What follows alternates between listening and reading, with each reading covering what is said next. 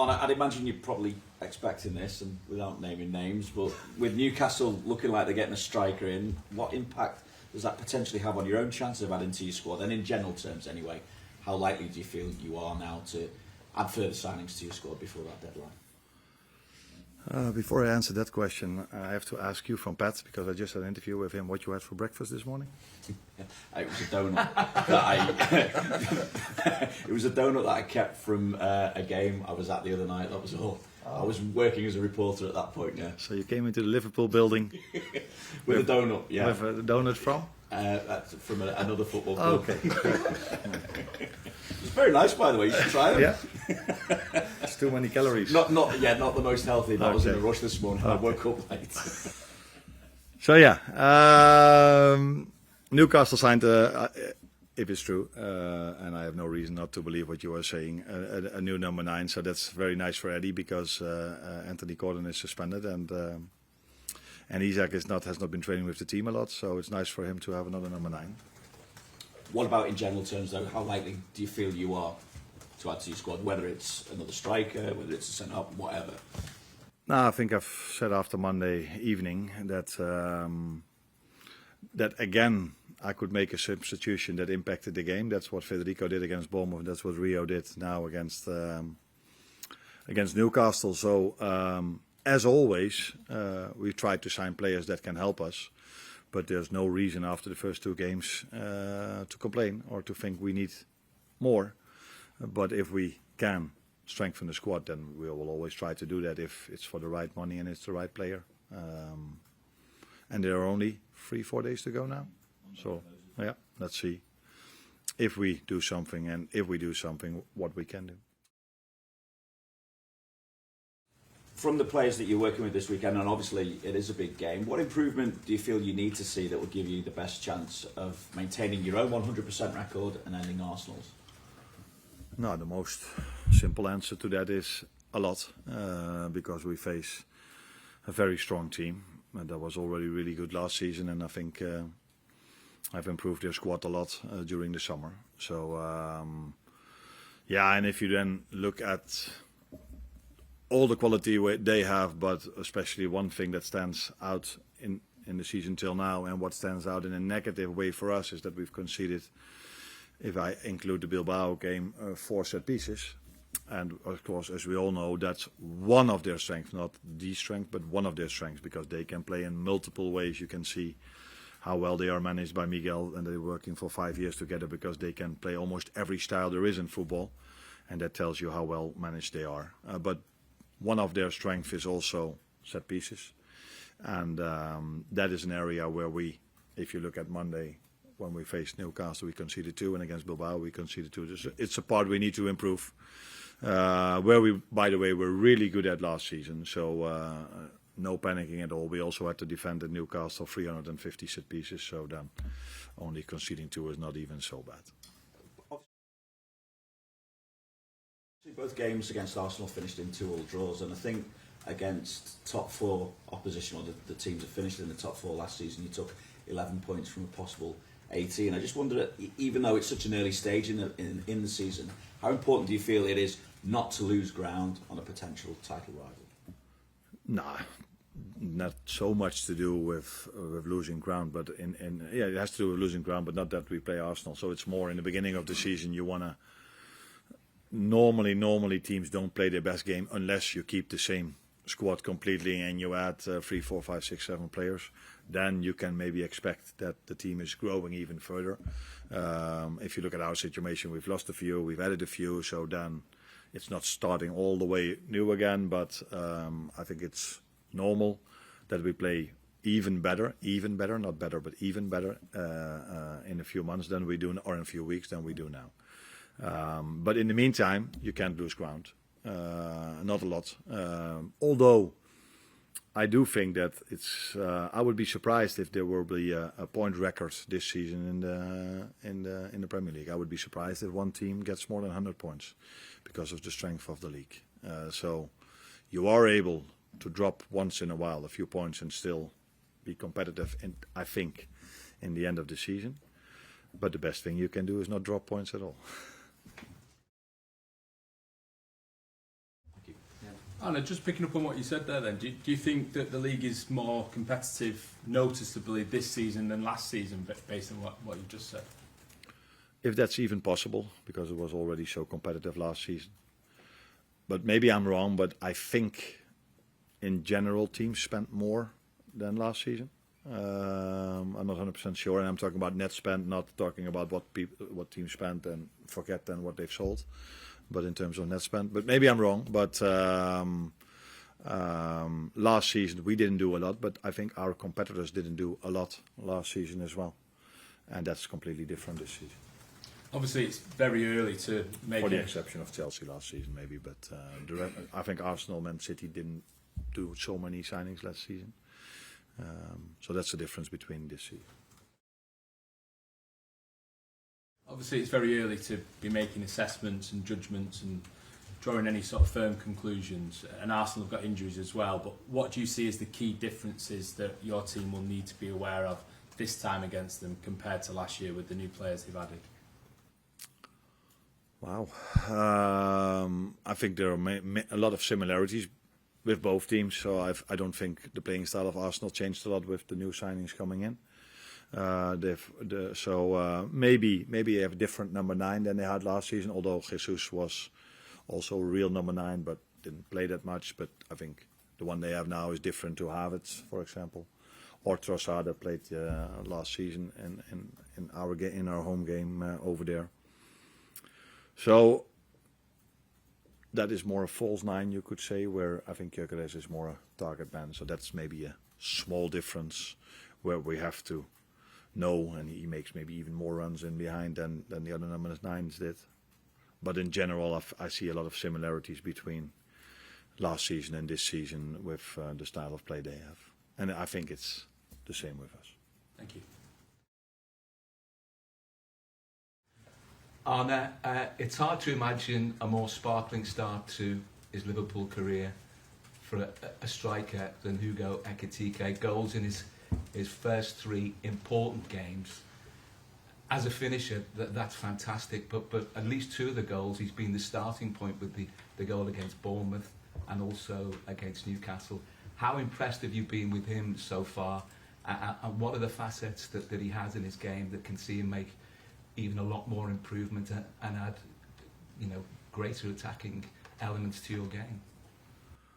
I think you've already made a big impact, as you said, in our attacking part of our game. So not only scoring goals, but also be part of build-up situations where he was someone that started the attack or was part of us starting attack. I think that is not talking about a difference a bit more than last season, where although when Lucio played there, he was also a lot of times part of our build-up. The most simple answer to what he can improve is his match fitness. So I expect him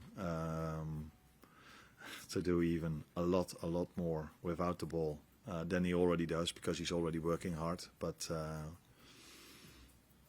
there we can improve, which is completely normal because he has to adjust from a different league, from a different playing style. Frankfurt wasn't as pressing as much as they pressed, but not as much as we tried to do. And then coming to a different country, coming to a different league, there's a lot for him to handle. And then if we come back after the international break, it's Champions League games added to that, where he was used to playing, I think, Europa League, which is also a good level, but not as high as Champions League. So there is the main point of improvement, I think, which is completely normal because he came a bit later in pre-season. So to adapt to the intensity levels without the ball, I think there are small steps to make for him. In the league games so far, against Bournemouth and again against Newcastle, where Liverpool at times were really up against it, it's admirable and a real quality to find a way to win under those circumstances. But it's not sustainable, is it, throughout the season, particularly as, against opposition like Arsenal on Sunday. So what's the key to improving the playing strategy where you're going to have more control in games? Not playing every game at St James's Park. Or Anfield. No, I would like to play every single game at Anfield. but against the Bournemouth team, where we had a hard time against last season as well, when we were 3-0 up, they just kept on coming, which now led to a goal, and all of a sudden was a game where they had the chances last season as well. So not conceding set pieces would also help with controlling the game a bit more, because I don't think after half time we had control over the game, but then conceding a set piece, and then the whole stadium felt that there was something to win for them again. So yeah, of course we can improve things, which is normal if you have to. I think it was in the Charity Shield where 5 positions were different than the main starters we had last season, and I think that hasn't changed that much against Bournemouth and also against Newcastle. So it's normal that we can still improve things, but we could, even with the team of last season, improve a lot of things, I can tell you. But I don't think we had any control over the game last season in the first 15 minutes against Newcastle as well. I think we even played worse over there in that first 15 minutes. So you need to compare the right things with each other. You cannot compare the start of last season with the opposition we faced then to the start of this season. That is, although all the teams are very strong, but Newcastle away is, I think everybody agrees on that, one of the most difficult fixtures you can have. And Arsenal at home is not any different to that.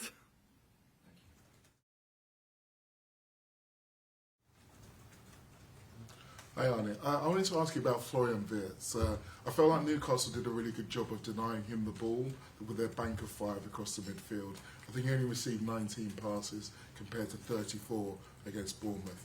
If that situation is repeated perhaps against Arsenal, would you like him to maybe work harder to maybe come deeper to search for the ball, or is the onus more on his teammates to maybe be a bit braver in trying to pass through the lines? No. This is all nothing to do with it. The only answer I can give is what you probably know, because you're quite good in data. Normally you started with data this question, so you should add in this question that there was only 40% ball in play in Newcastle. So then to have a lot of touches is quite difficult. And when the ball was in play, the ball was in the air. So they didn't block anything. The ball was just in the air, and it was duel after duel after duel after duel. Set pieces to defend, set pieces to attack. So there was not much football over the ground. So you were talking about Florian, but I also know that Mo would have loved to touch the ball a little bit more than he did in Newcastle. But he didn't touch the ball. He touched the ball more this time in Newcastle than he did last season. And he did touch the ball more this season against Newcastle, I'm talking about Mo, than he did again in the League Cup. So it's also the opposition you face, the playing style of the other team you face. And I've said last season after Plymouth that if we would have been there with the starters, we probably also wouldn't have played a good game. And everybody was looking at me, what are you saying? No, that playing style of every ball long, every set piece thrown into your box is a playing style where it's not so easy to play your best game. And for Florian or for Mo or for Hugo, I don't think Hugo touched the ball a lot. And Cody didn't touch it probably a lot as well. So 40% playing time, the last time that happened was 2010. When Stoke City faced Sam Allardyce team. So obviously those are rare statistics. Which was that? Was that Bolton? Blackburn. Blackburn. Okay. Obviously those are rare statistics, but are you concerned that maybe some of the teams might try to use that as a way of trying to keep some of your attacking players away from the ball, being more direct? Yeah, but that is also not the first time that we faced this playing style. This happened last season as well.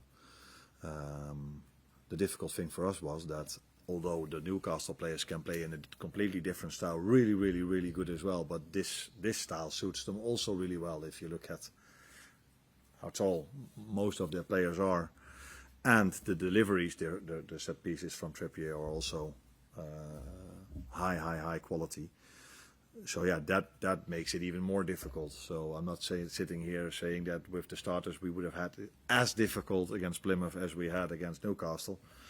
But in general, it's a playing style where you constantly have to be ready for every single ball. And but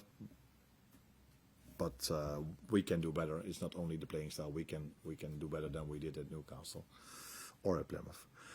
But it's not the first time we faced this playing style. Many teams did this playing style last season as well.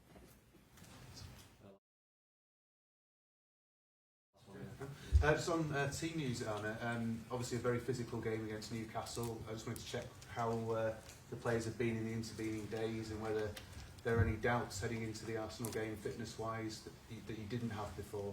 No, I don't think so. I think the positive is that Conor Bradley only had 1 or 2 training sessions before the Newcastle game. He has trained this week, the whole week, still 2 days to go. But and McAllister started training again, so I don't think we had any injury coming out of that game. No. And Virgil is also okay. I think that's the main thing you would maybe question. That was But the he's, particular challenge I was thinking of. And one more. On Rio and Gamoa, I mean, obviously there's been a lot of talk about him this week after his goal. And what role do you see him playing for you this season? What do you see as the best way to manage him? And longer term, how far can he go? Left winger. Is the role I see for him, or is that not what you mean? No. On a serious note, we I think this whole how do you say this? This whole press conference started with also with spending of us, all other clubs in the Premier League, and the nice part of it all is that then in the end, the 16-year-old coming from the academy, partly Chelsea, partly ours, scores the winning goal. So that's also the beauty of football, that although we've spent a lot, sold a lot as well, there's still room. That's also the reason if we only spent and not sold, then there was probably not room for him. But now there is room for him. Is that a good way to say it? Yeah. And he can show his qualities. And as things stand now, there's still room for him to show that in the upcoming game as well, because we haven't made any signing. So I think he will be on the bench again, and has a fair chance of coming in if it's needed in the game.